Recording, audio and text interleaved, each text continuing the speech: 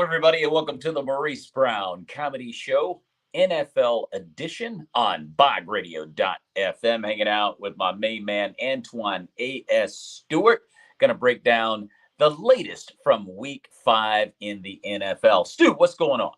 What's going on, Mo? How's it going? Everything's going great. We had some really interesting games over the weekend, and some eye-opening games, to say the very least. Buffalo being one of those teams, as well as a number of others. But it was a great weekend. I think we saw some eye-opening, jaw-dropping results in the NFL. We've also got some eye-opening, dropping headlines that we're going to cover today as well. But we're going to start off with my team, the Green Bay Packers, losing 31-29 to the Minnesota Vikings. And the final score doesn't really reveal the mollywop that the Packers took in this one. Minnesota looking like they're almost invincible. Your thoughts on this matchup, Stu? Yeah, it was definitely a great matchup. But the Vikings are who we thought they were right now, and they're keeping that ship rolling. Green Bay, you guys may have, didn't get the job done, but you definitely fought to the end. 31-29 is definitely not a full showing of the whooping you took, but it shows that you guys had heart, that you could fight and go out swinging without your starting quarterback there. I think the Packers are right where they should be. With being able to win enough games, yeah, you're going to lose a couple to some good teams, but they were able to continue fighting and showing that they have heart, that they didn't quit, which is so important when you're in a situation like that against a good team, to show that you're going to fight to the end. And the Vikings, they're keeping the momentum going. They're staying undefeated and showing that they are for real. Yeah, they are. The thing about Green Bay as a Packer fan, the field goal kicking is so horrendous that the rookie Braden Narvison missed two relatively easy kicks for an NFL kicker. Anything from 35 to 45 yards out shouldn't be difficult. He missed two. If he had made one, we could have won the ballgame. So we can't seem to employ a decent field goal kicker. There's some concerning things about the Packers, but at the end of the day, you just got to give the Vikings a ton of credit. The final score doesn't reveal the whipping that they laid on Green Bay at Lambeau Field, of all places. Let's move on to the Bears and the Rams. 24-18 final score. Caleb Williams, second win of the year. Not looking so bad now. The Bears at 2-2. That was a surprising win for me. I thought the Rams was going to spank the Bears, but they were able to get a win. We know no excuses. We know the Rams, what they're missing on the outside and stuff like that, but they were able to get it done against the 49ers. It's a little different because that is a division game, and you know how division games go. But the Bears were able to come in there and get it done. Caleb Williams, he didn't play great, but hey, that was winning football. They were able to get the dub in the in the winning column and off to the next game. So hats off to the Bears for being able to squeak out a tough win. So the Commanders 42-14 over the Cardinals. All of a sudden, Jaden Daniels and the Commanders look like a player in this hunt for at least for the NFC East. 42-14. The Ravens 35-10 over Buffalo. The Bills did not show up in this game, and Josh Allen again ate some dirt, which made him remember that you may not want to try to run over a 320-pound defensive tackle. The Detroit Lions 42-29 over the Seahawks. This was a game where we got a chance to measure where Seattle is on the spectrum of being a contender. Your thoughts on this game? That was a very exciting game to watch. Both teams were going back and forth for a while. Of course, Detroit ended up getting the better of those exchanges. Seattle showed that they're definitely a tough team. They were willing to trade with them for as long as they could. I think at overall Detroit is the better team. I think we all kind of knew that going into it, and they got a chance to show that on a prime time setting. When the lights are bright, you really see what a team is about when everyone's watching, and both teams put on a great show. But I think Detroit showed that they are the superior team. They did indeed, no question about it. Tampa Bay hammered the Philadelphia Eagles, and this is again a concerning issue with Nick Sirianni and Jalen Hurts and the Philadelphia Eagles as a whole. That as a football team, you just got to figure something's going on with that team. Dallas 20-15 in an ugly win over the Giants. If the Giants had any idea of what they were doing on the field, they could have won this game, but they are an inept team, and they were not able to close the Cowboys out. The Colts 27-24 over the Steelers, first loss of the year for Pittsburgh. Cincinnati 34-24 over the Panthers. Then the Broncos with another eye-popping final result on Sunday, 10-9 over the Jets at the Meadowlands over Aaron Rodgers. What do you think about this one? Oh man, it was definitely an eye opener. I think it's safe to say that Broncos defense is a little better than what we all thought. Holding the Jets to just 9 points. It's one of those things where offensively, if Denver wants to do something this year as far as postseason, they're going to have to figure out how to score more points. But as far as the defense goes, their defense is showing that they can do enough to win games. That was a poor performance by the Jets offensively. Defensively, they did a great job holding the team to 10 points. But with a talent like Aaron Rodgers, they have to figure out a way to get more points on the board.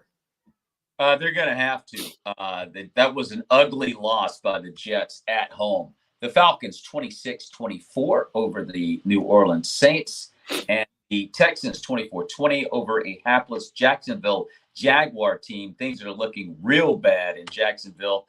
The 49ers, your boys, had an easy one over New England, 30-13. The Titans in a very unwatchable game, 31-12 over the Dolphins. Mason Rudolph actually looks better than Will Levis. If they had any sense at all, I think I might sit Levis down.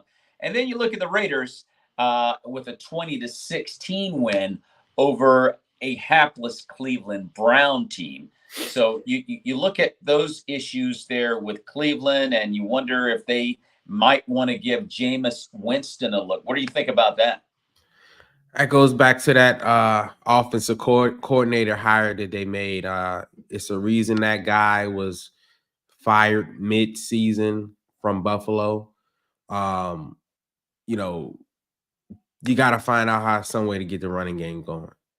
You got to find a way to take the pressure off of Deshaun Watson. The offense is too predictable.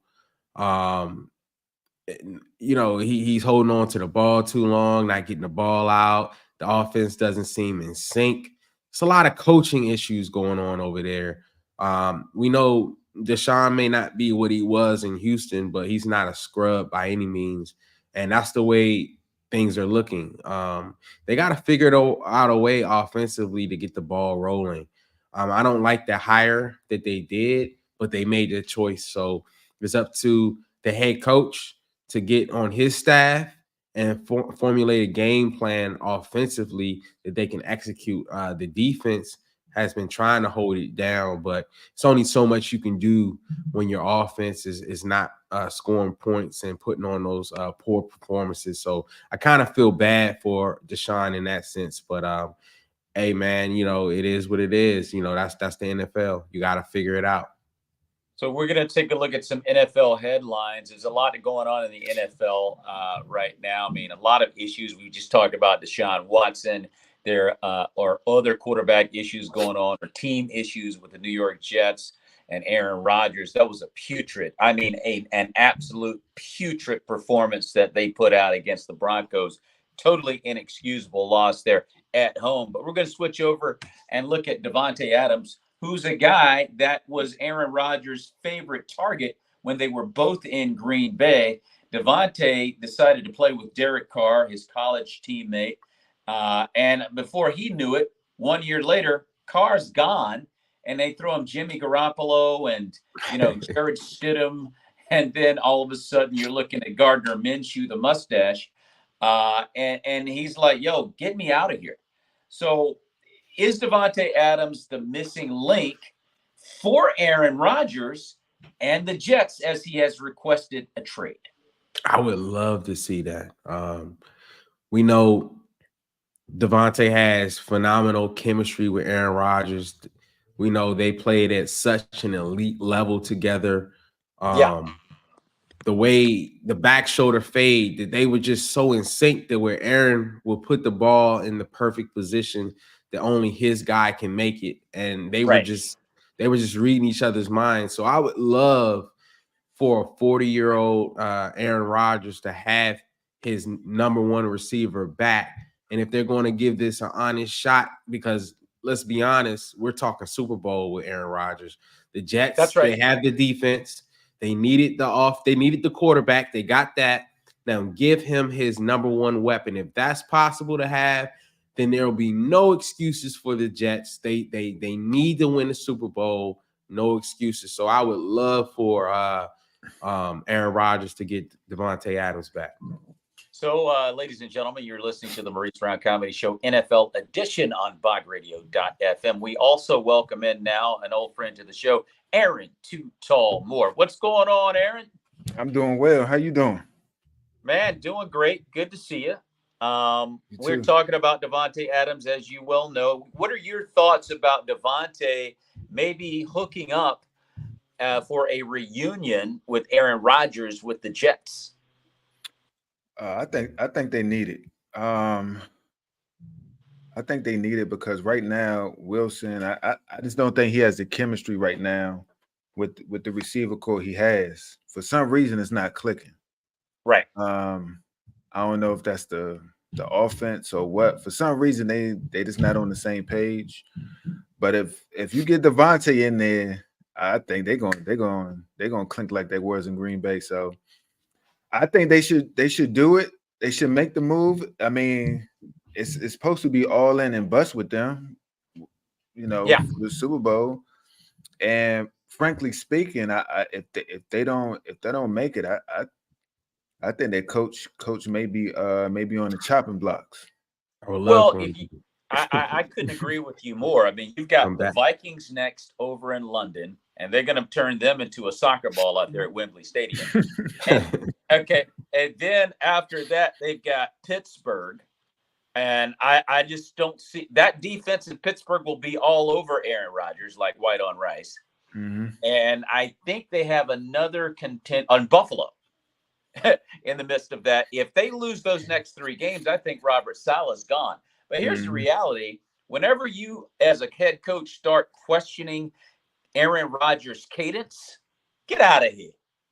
Yeah. What are you talking about? These guys are undisciplined.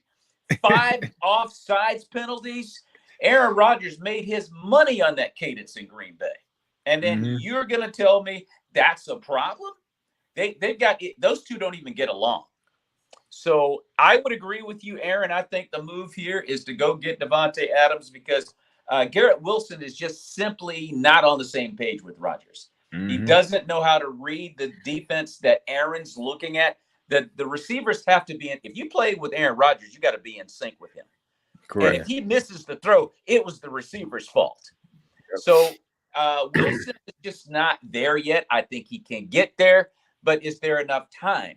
You've got an opportunity. And I fully believe that Davante Adams will be a New York Jet. That's going to happen.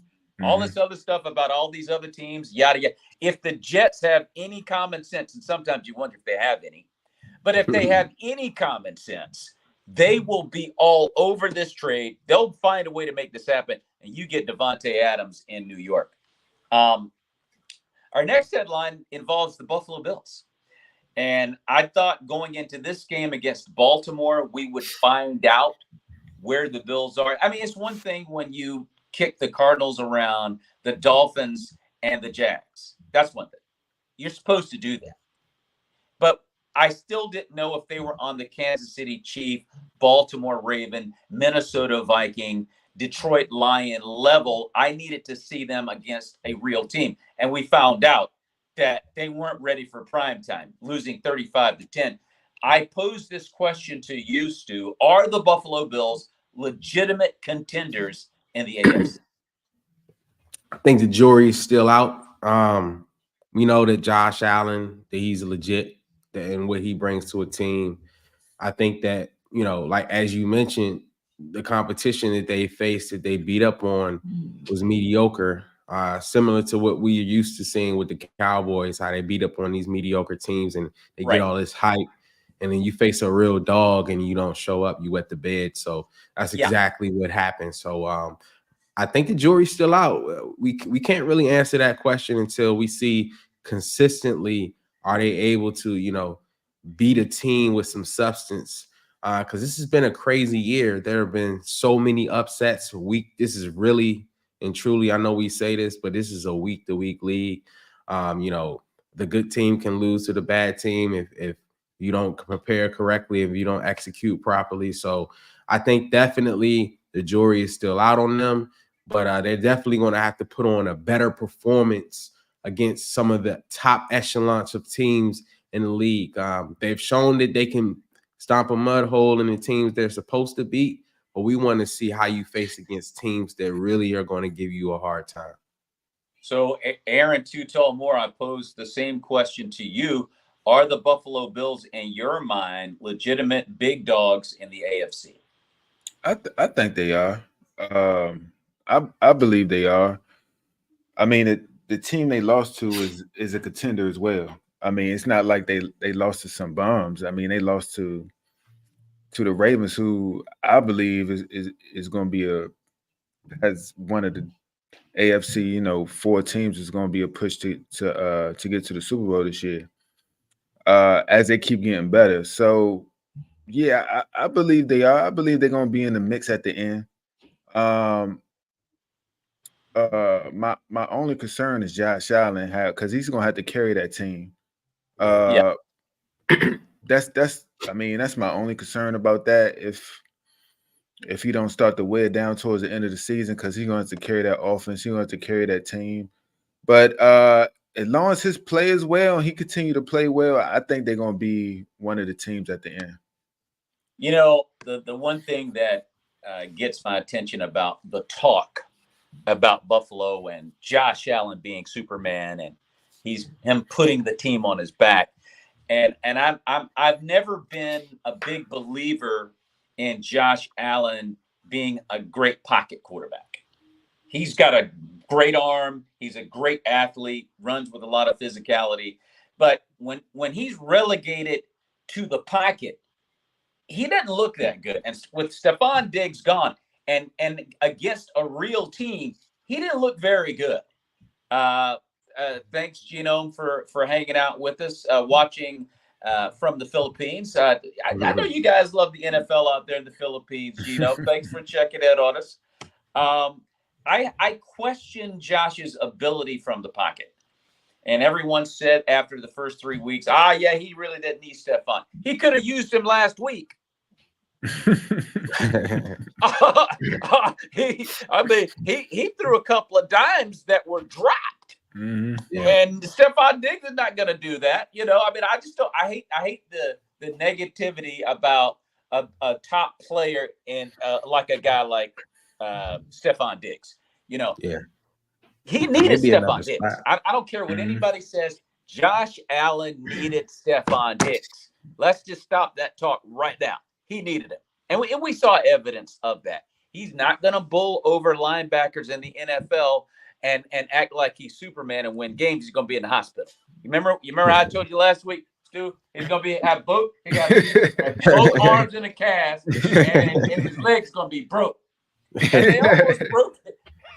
And they almost broke him the other night. So I don't know about Buffalo, man. I don't know. We'll see.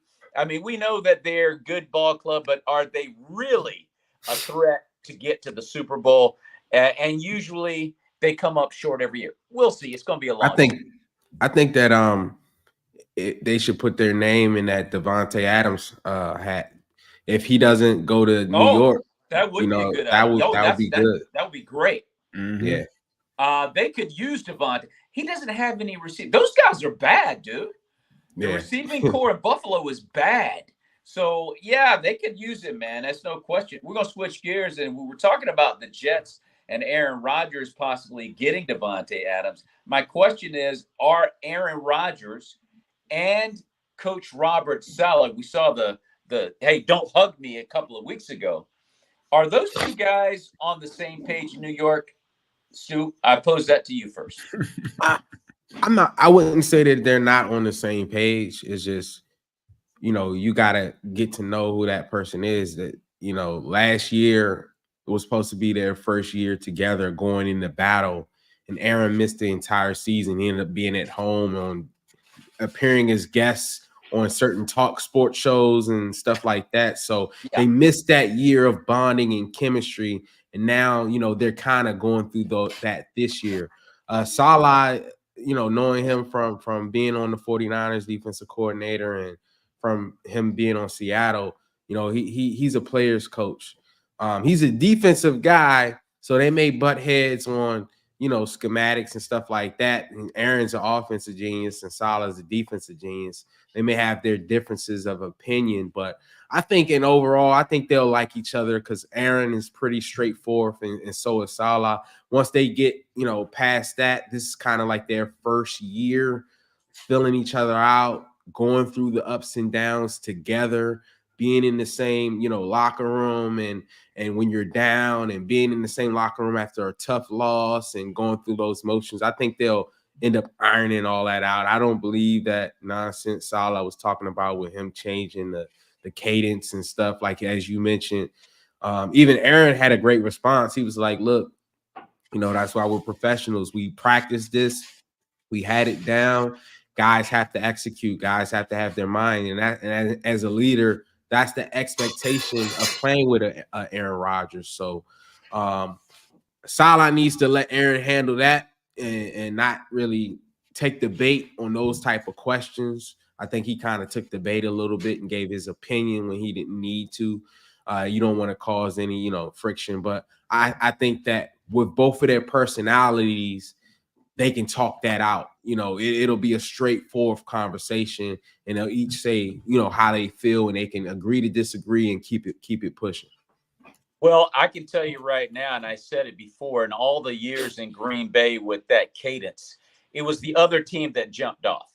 It Yeah. was never it was never a Green Bay Packer that ever jumped when he went with that cadence call. And then he got that free play and usually threw a touchdown afterwards. And with it's let's just be real. The New York Jets are an undisciplined football team. They're not very good. They've got a horrible offensive coordinator in Nathaniel Hackett, which really it's not even on Nathaniel Hackett. It's on Aaron Rodgers. But he's not dealing with the receiving core that he had in Green Bay. Yeah, I know Alan Lazard was there. Alan Lazard is a bum. And he benefits from the fact that he was in Green Bay. Let's just be one. I mean, that's the bottom line. Okay. And so then you got Garrett Wilson, who's a young receiver who just hasn't picked up on the rhythm of what Aaron wants to do. But I don't know. I'm going to switch it over to you two, Tall. What Aaron Rodgers and Coach Robert Saleh. I mean, can these guys, get along, or are they having problems, communicating? Is everything between them peaches and cream? I'm gonna say no. I think Mike Saleh. I think he has to take a.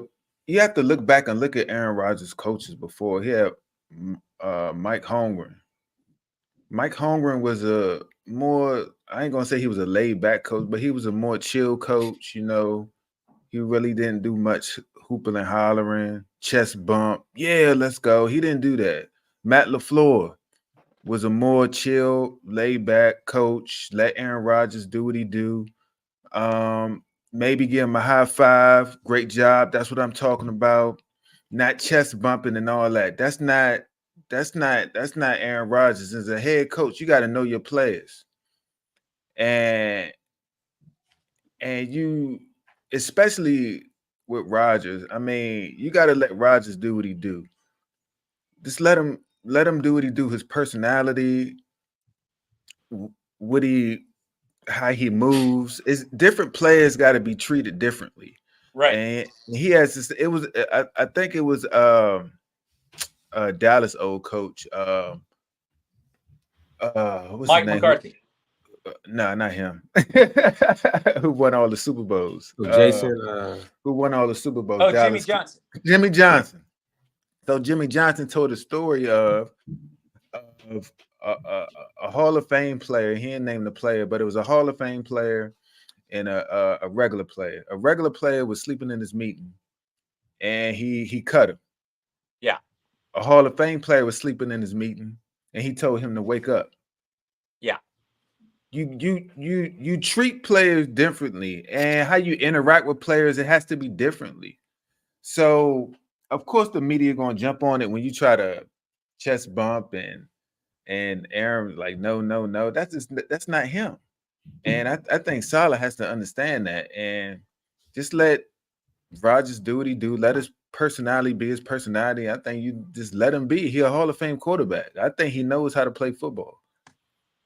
Just let his emotions be his emotions and just let him be quarterback. But going back to the initial question, I do think I don't think they're on the same page. I think the whole team is not on the same page right now. You could tell by their play, Yeah. especially the offense. So can they get it together? Of course they get it together. I mean, winning cures everything. They could go out and put up 31 points this coming Sunday, and everything peaches and cream in New York. So yeah, they could fix it. I just think, like Stu said, they really haven't had much time together. They still learning each other, and I think once they start really understanding, getting that chemistry going, they'll be okay. So we're going to switch gears over to a topic I'm sure you would love to dive into. We're going to talk a little bit about Jaden Daniels and the Washington Commanders. You look at what Jaden Daniels has done over the last 3 weeks, the last two in particular, and he and Cliff Kingsbury are on the same page for sure. This young man has definitely picked up what Cliff is trying to do, and you look at them, and all of a sudden, and that's our main man Moundsy right there. Thanks for checking in, Moundsy. Thanks for watching, brother. So I better check outside, make sure he didn't have a drone out there. Anyway, so look, all right. So look, here's the deal. Here's the deal. Have the Washington Commanders, Aaron? I'm gonna throw it out to you first. Have they earned a seat at this point at 3-1 at the big boy table in the NFC? I believe that they're in the conversation. Okay. I don't think they're at the seat yet. I think they still have a lot to prove.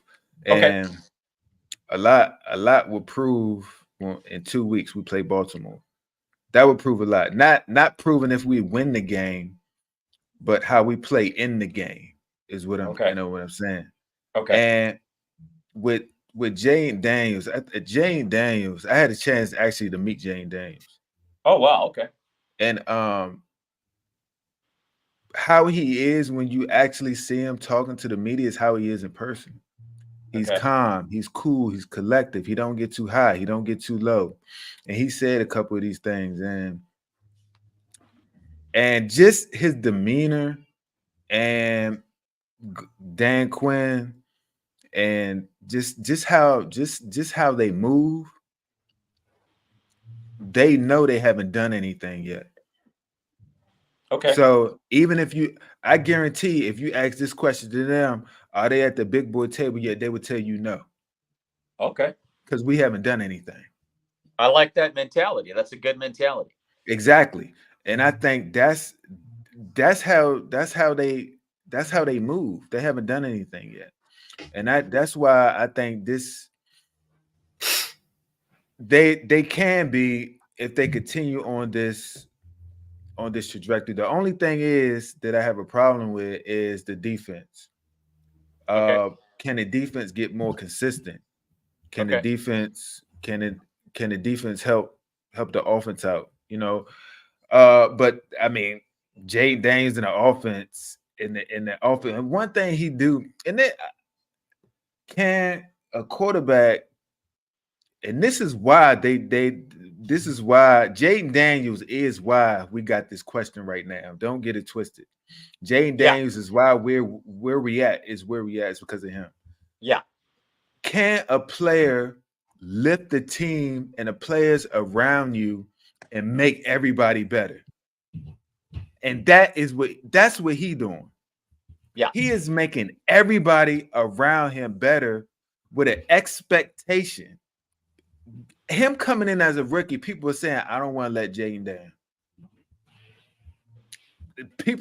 I don't want to let our quarterback down. And this coming into his fifth game. But Well, yeah. so are we at the big boy table? I would say we're not there yet, but we are on our way. So I got you. I see where you're coming from right now. The Washington faithful are like, no, not yet. I get it. So Stu, what are your thoughts about the Commanders being at the big boy table? What are your thoughts? Yeah, I would have to agree with Aaron. Their trajectory is heading in that direction, but we still want to see them against some of the bigger teams. See them even in their division with the NFC East. We want to see them against Philly. We want to see them against Dallas. Can they dominate their division first and then move on to the NFC, the rest of the big dogs in the NFC? Right. That's kind of where I'm approaching it from is take care of your division and mollywop Dallas, mollywop Philly. Once they do that, everybody's going to be on notice because you're going to have to see this team in the postseason. If you're dominating your division, you may potentially play the 49ers. You may potentially play Detroit. We don't know how it's going to stack up, but right. From what I'm seeing in the eye test, and Mo, quote me if I'm wrong, but I said this before the season started when we were talking in the preseason. Yeah. I said this kid is going to be special. I said you saw in the preseason game that he audibled out of a play that was a run play and then threw a bomb down the field, gave his guy a chance to get it, and they ended up scoring a touchdown. The trust level that you have to have in a rookie quarterback in the preseason for him to even be able to do that, I said, this kid is going to be special. Of course, he's a rookie. Of course, he's going to have his ups and downs. We're not expecting him to get out there and be Patrick Mahomes. But as Aaron mentioned earlier, he's making everybody around him play better. And he didn't go on a team that's in rebuild mode. He went on a team that needed a quarterback. They got dogs on the outside. Scary Terry is in heaven right now. He got him a guy he can run his routes, go deep, and get the ball accurately, and he can make plays because he's a playmaker. So sky's the limit for him. Sky's the limit for that team. And I think once they establish, right now they sit at number one in the NFC East. But once we see them against Dallas and Philly, and then they can beat them teams, I think the whole NFL and the NFC will be on notice that the Washington Commanders are for real. I think as far as the NFC East goes, I think the Cowboys and Eagles, notice I'm not mentioning the Giants, but I think the Cowboys and the Eagles need to be put on notice that they may have a problem with the Commanders. I can see the Commanders, built as they presently are, destroying Dallas. Mm-hmm. And with the issues they're having in Philadelphia right now, I think they could potentially do the same thing to the Eagles, because I'm not so sure that they're going to be able to come out of this apparent, what seems to be tailspin the Eagles are in right now. But I have to reserve judgment for the big picture as far as the NFC goes and the NFL, because they haven't seen a real defense yet. Okay. It's one thing when you do a tap dance on the Cardinals and even the Bengals, who don't have a good defense. But it's another thing when you see Brian Flores coming. It's another thing when you see Todd Bowles coming. It's another thing when the 49ers and their defense come a-calling. I want to see how they operate in those environments. I'm not saying they're not up to the challenge. I just need to see, getting back to what Aaron said about, hey, let's reserve judgment right now about this big boy talk. We got a ways to go. Let's see what happens. But I do like what I'm seeing in Washington right now. They look pretty darn good. I want to take a look at the NFL Power 5 as it stands presently in the NFL. In the NFC, I've got the Vikings at number 1, followed by the Bucks. I got the Commanders at number 3, the Lions at 4, and the 49ers at 5. Stu, your thoughts? I'm not mad at the list. I will probably put, just after our last conversation, I'll probably put the Commanders at 5. Okay. But if we're just going off of, just because we have that question mark as far as the big boy table, we know the Lions, we saw them in the postseason last year, 49ers, Vikings are a new addition. And the Bucks, we don't know what we're going to get with them. They've been looking great with Baker. Last week they put on a great, phenomenal performance. But I like these 5 teams that you have. I mean, if we're just going off a record, I mean, you could throw Seattle in there. You could take the 49ers off and put Seattle, because I think they only have 1 loss, which is to the Detroit Lions, which is a legit team. So kind of the last 3, I would say with the 49ers and the Commanders, you can kind of play around with that if we're just going off of record. Yeah. Right now, if we're going off of what we know they are, then I would definitely keep it the way it is as far as those teams. Aaron Too Tall Moore, your thoughts on this list? I agree with Stu. I swap. Actually, I put the 49ers in front of the Buccaneers. Okay. And then I put the Buccaneers behind 49ers and Commanders last, behind the Lions. But yeah, I like these teams. And like Stu said, you can also throw Seattle, they just had their loss to the Lions. You could put them in the mix. But yeah, I agree with this list. Yeah, I have the Seahawks out because I'm using the eye test on this one more so than record straight up, because I think the 49ers are no doubt one of the best teams in the NFC. Their record doesn't allow them to be number 1, but at the end of the day, they could be when it's all said and done. Like when this horse race is over, by the time they hit the tape, the 49ers could be the best team in the NFC. I could see that. The Bucks beat the Lions straight up earlier in the year. And the Commanders, in my opinion, the way they're playing ball right now, if they were to play the Lions, I think they could handle them. The Lions are a team that they're frenetic. It all depends. If you put pressure on Jared Goff and get him off his spot, he's going to have a bad day. Won't be no 18 for 18. I'll tell you that right now. We're not going to be 18 for 18. So if you can get to Goff, you can mess him up. And so, I mean, I'm not all in on the Lions. I like the Lions. All it takes is a little bit of Minnesota Viking pressure to send him to the crib. That's all that takes.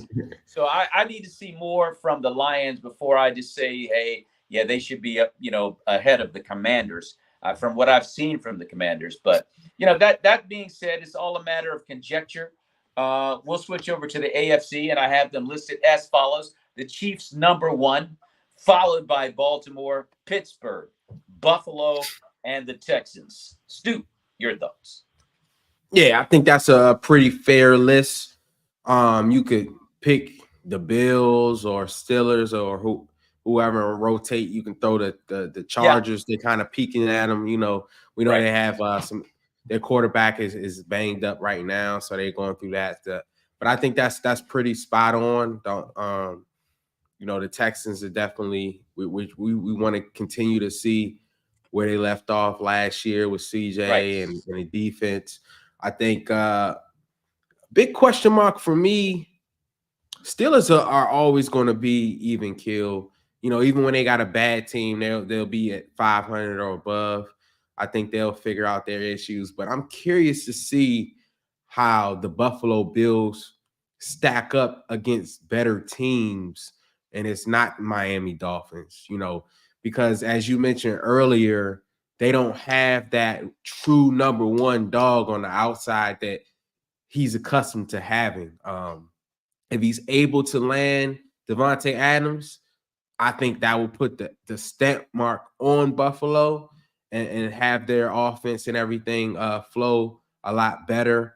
But I think you have a pretty good fair list, and I think the Chargers are basically knocking at the door. If I'm not mistaken, they only have one loss. I think it's one loss, but they're right there. So yeah, I like the teams you have in there. Yeah, well, the Chargers have 2 losses, Two and as losses. you accurately stated, Justin Herbert has come up lame here. Not a healthy quarterback, which is why I left them off the list. Aaron, Yeah. your thoughts on this top 5? I agree with that, but if we was, yeah, I keep that order. I like it. But I think like Stu said, I still like the Jets though, especially if Oh, they wow. get Devontae. Yeah, I do. I know they're not looking good, but I think at the end of the day, I think they're gonna be. I think in a couple of weeks, this might be a little bit different when they're gonna be in it. In a But couple yeah, of weeks, but if they don't watch themselves, they're going to be out of the league. My bad, Aaron. Go ahead, bro. Go ahead. nah, it could go. My bad. It's 50-50. It could go either way. You're right. You're not wrong. You're not wrong. He might be fired next week. Yeah. But Come back to Frisco. I don't know. Like Stephen A. say, Aaron Rodgers is a bad man. I got a little faith in Aaron Rodgers though. But the Jets still got a good defense. They just need to get that offense together. And but yeah, this list, but I would say out of this AFC, I think I like the Ravens the best. The way the Ravens have been playing these last 2 games, I think they've been playing better than the Chiefs, even though, what happened the first game, but still, I think I like the Ravens. I got to give the Chiefs, top position. I understand that. I understand. You had to put them. You had to put them number 1. Yeah. But these last 2 games, I'm just saying. I just like, even though the Chiefs has been winning, I just like the way Henry's looking like he's unstoppable. He's looking like he's unstoppable. The only thing about Henry, I right now, that's why I got him at number 2. Even though they're only 2-2, I got him all the way up to the 2 spot. Looking at going by the eye test, I'm like, oh my gosh, we're gonna have some problems stopping Baltimore if they figure out how to implement Derrick Henry with Lamar Jackson. If they figure out how to get that rhythm going, you might not be able to stop Baltimore. But I still reserve judgment on whether or not that's actually going to take place, because Derrick Henry is a war machine, but he gets hurt like 8, 9, maybe 11 weeks down, the road, because he's a battering ram. You can only take but so much punishment. And he starts to show signs of wear and tear sometimes. He did in Tennessee, and you couldn't always count on him because of injuries or nagging injuries here and there, or bruises or whatever. But I just think that right now you're looking at a team in Kansas City. In my opinion, I got the Chiefs going to Super Bowl. They just figure it out. They just figure it out. I'm gonna say this to your point. The last 3 games. These are Derrick Henry stats. The last 3 games. Okay. The Raiders, he had 18 for 84. Cowboys, he had 25 for 151. Yeah. Against the Bills, he had 24 for 199. Great day in the morning. I'm just saying. Yeah, I listen. If it keep going like this, hold on. It's gonna be hard. Now, with the exception of the Bills, we can't move the goalposts.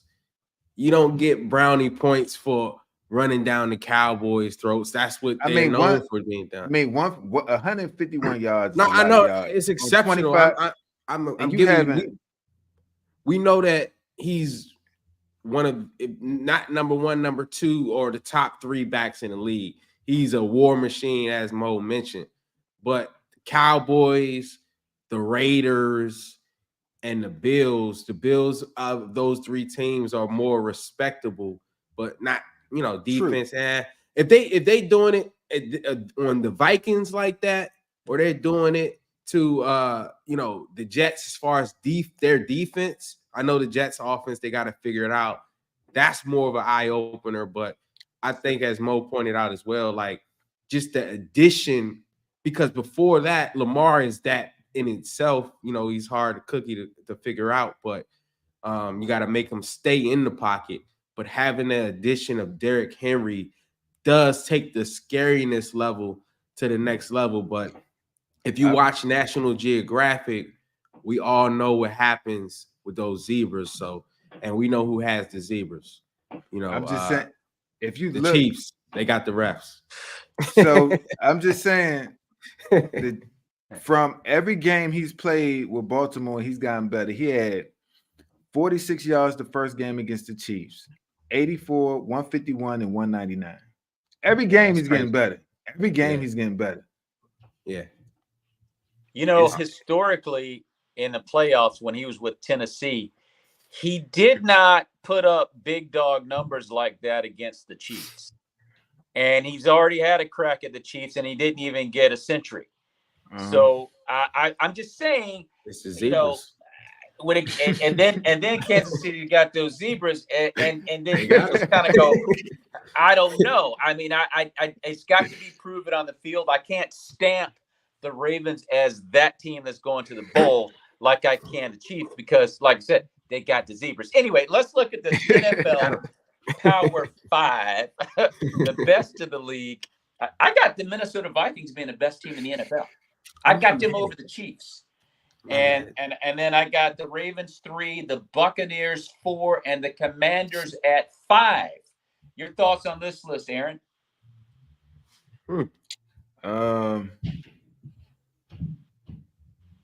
I still had to put the 49ers in there. I would put a 6. Maybe we'll be in there. In 2 weeks, we got the Ravens. We'll see what happened. What happened when we play the big dogs? That's the first big dog we got. Yes, sir. So we'll see. Yeah. We'll see. We will after that. But right now, even though the 49ers are 2-2, they've been up and down. But they've been there, they've done that. I still throw the 49ers in there. Okay. All right. Stu, what are your thoughts on this one? I agree with Aaron, and also I think you've been giving your team some you're not showing your team some love. I mean, you guys, quarterback goes out and you still maintain winning games. Who did you play this week? The Vikings? Yeah, we got mollywop. You saw that. I mean, but everybody's we got mollywop. We got mollywop by the Vikings. So it's kind of like, if the Vikings are the number one team and your only loss is to the Vikings, I think we got to give Green Bay some. And this is playing without their starting quarterback. Hey, Stu, we lost to the Eagles in Brazil. Dang Brazil. But okay, well, I take that back. But I definitely do. Think that if we're going by the eye test and what we know, I think the 49ers are in there. The jury's still out on the Bucks. I want to believe in the Baker train. I believe he's playing great ball. They made the postseason last year. It seems like they're trying to take that next step. But I can't be mad at the list you have. The Commanders are like, I like watching the Commanders. Because I like the quarterback. So I want to see them do well until they play us, which maybe the postseason. So I can't be mad at the list. I think the 49ers definitely deserve to be in there, even if it's at the 5 spot. That's basically the only thing I would change right now. Yeah, I mean, I think if you really looked at it, I think the 49ers, they could pass the eye test. But there's some games in there with the 40. I think the 49ers are banged up. I don't think they have I don't think they're healthy. And I think that as the season progresses, they're going to start. I mean, Christian McCaffrey's out. I think they may have been premature in putting him on the shelf for 4 weeks after that impressive game they had against the Jets, and say, "Oh, it's all good. Let's put Christian up and let him heal for a minute." But I don't know if that was the best thing to do. I don't think Trent Williams is 100% healthy. I don't think Deebo Samuels is 100% healthy. I don't think the 49ers as a defense are playing at the level that they normally play at, which I think has something to do with injury as well. Eventually, by week 8 or 9, then we're talking about a different ballgame. What's up, Stu? So I gotta say this: it's the defense. Last week, defense showed up. Of course, this year we have a new defensive coordinator. He's not new to the team, but he's new as in that role.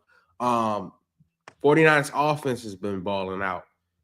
The rushing game right now is number 2 in the league.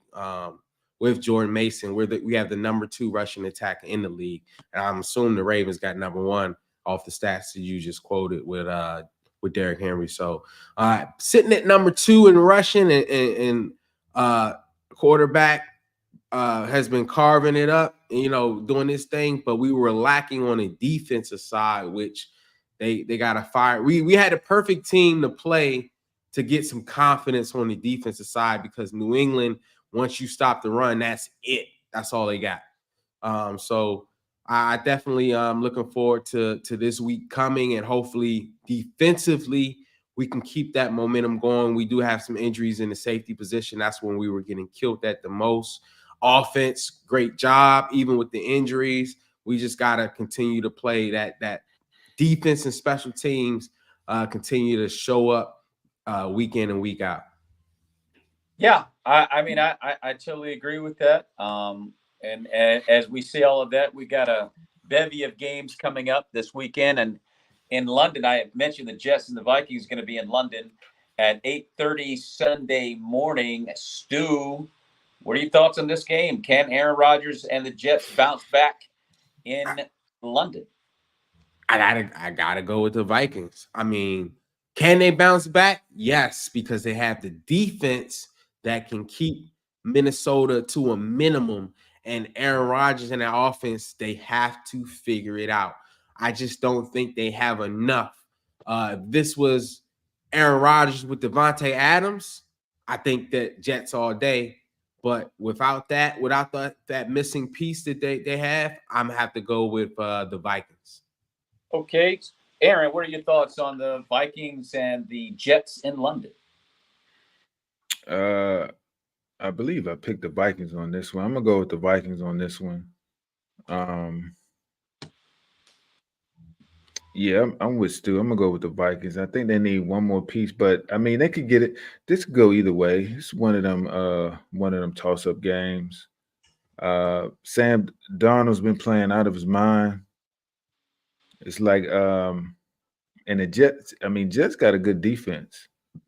But I think the only thing is I think Rodgers is gonna want a better performance, since they didn't do too good last week. I think he's gonna come out on fire. But I'm gonna go with the Vikings. So we've got on NFL Net. That, by the way, that's going to be on NFL Network, 8:30 Sunday morning. Then on 1 o'clock, the matinee games, we've got the Ravens and the Bengals, the Colts and the Jags, Dolphins and the Patriots. Cleveland takes on the Washington Commanders. Don't see any problem there for the Commanders. The Bills and the Texans, which should be a pretty good game. And then at 4:05, we got the Raiders and Broncos, the Cardinals and the 49ers. At 4:25, the Packers, Rams, Giants, Seahawks. What are what are your thoughts on the Packers Rams, Stu? I'm taking the Packers. I'm rooting for y'all. I need the Rams to continue to lose. I think that you guys have a team that can beat the Rams. Both teams are dealing with injury issues right now, so if you're going to beat them, now is the time. I think your backup quarterback is good enough.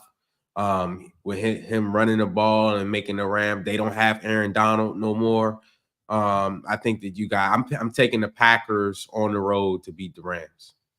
Okay, Aaron, what are your thoughts on this one? Ooh, I might have to go with the Rams on this one. They got a week to look at that backup on quarterback. They got tape on them, and I mean, you're a backup for a reason. Well, they're going with Jordan Love in this one. Oh, Jordan Love playing in this one? Yeah. Oh, Love is back. Yeah. Oh yeah. Oh yeah, I go with the Packers then. Yeah. He's feeling really good. The knee's getting better and better. Yeah, Malik did a good job, but it's time to play big boy football now. We don't have any more cupcakes. You know what I'm saying? So I think the Packers deal on that.